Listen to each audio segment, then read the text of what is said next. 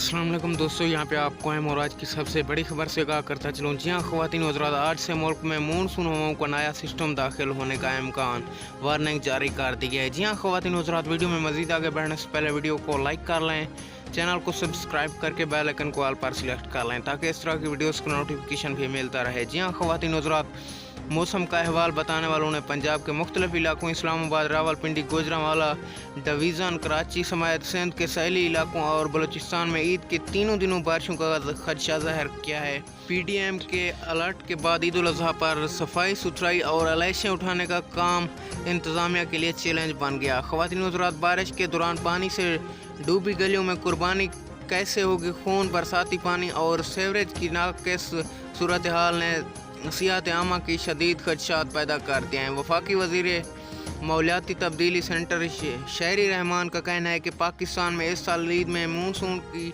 शदीद बारिशों के दौरान मनाई जाएगी।